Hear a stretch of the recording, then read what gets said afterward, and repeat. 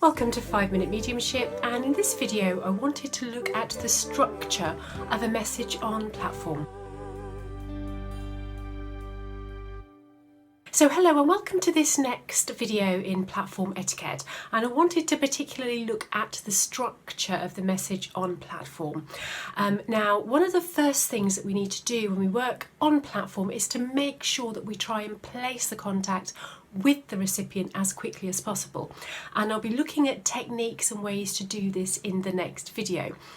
But we have to remember that when we're working on Platform, we're really trying to give a short but valid contact to as many of the audience or people in the congregation as possible. Now, that doesn't mean that we should do quantity over quality, but it does mean that we should remember that we're not giving a personal one-to-one sitting.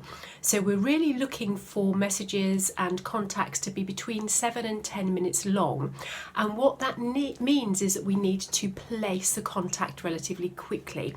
So if you are spending an incredible amount of time placing the contact, when you actually have that contact placed, you need to be aware of the time that you have spent placing the contact, and the rest of the time that you have left is obviously going to be shorter. What happens in a lot of cases is mediums might spend 5-6 minutes placing the contact sometimes, and then they spend another 10 minutes actually giving the messages, the evidence. But that actually takes 15 to 20 minutes. You've lost the rest of the audience at that particular point in time.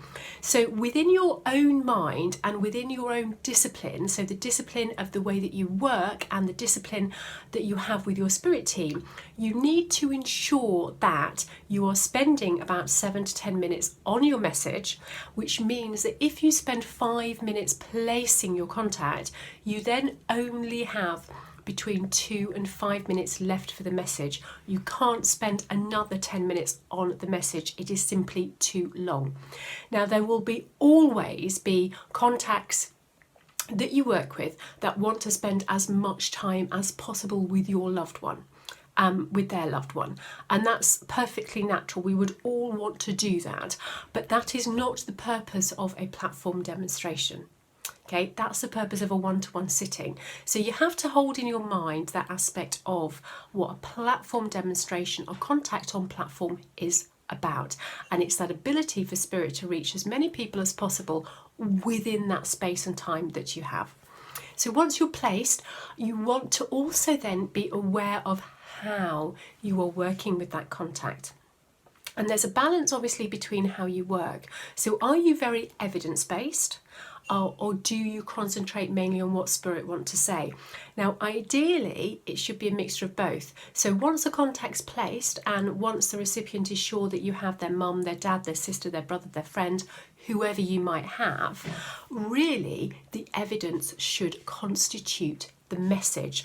So if they're talking about some books that they used to like to read, it might be that those books and what they were reading, or that space and time and the quietness you have when they're reading, is actually pertinent to the recipient at this particular point in time. If you don't work like that, that's fine. But what you want to remember is that the contact has come to speak to the recipient. So they won't want to be giving evidence after evidence after evidence after evidence, and then only having a really short period of time to actually relay the message that they want to relay. So once you've placed, you might want to give just 1 or 2 other pieces of evidence to actually validate the contact, and then you really want to be allowing the contact to express what they've come to say to the recipient. And once they've done that, you want to end, if you can, with 1 more piece of evidence, again, that validates the contact, because that will also then validate the message and what the contact is saying to the recipient. Sometimes when we work on Platform, and particularly when we first start to work with mediumship, we get really confident at giving evidence, and then we lose our sense of energy and our sense of flow when we actually start to talk about the message that the contact wants to give.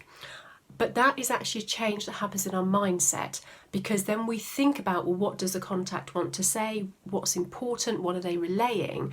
And our mindset is different when we're relaying evidence to when we're relaying messages.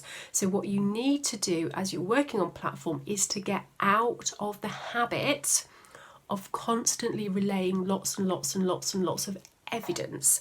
The evidence may well form part of the message, but if you don't work like that, if evidence is independent to the message, then you need to allow yourself and allow your mind to be comfortable with what is the contact actually here to say.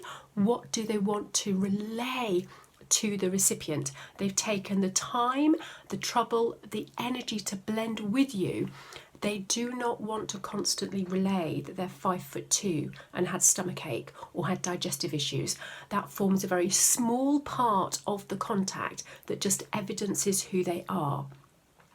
It does not actually form part of what they want to say, unless what they're saying in terms of their evidence directly impacts the recipient at this moment in time.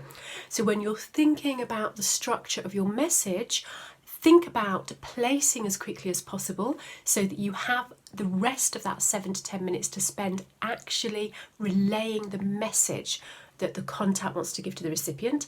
And then once you are placed, you want 1 or 2 pieces of evidence only, unless the evidence forms part of the message, because you want to be relaying what the contacts actually come to say, and then round it off with a further last piece of evidence, because that validates the contact and it validates what they want to say and the truth of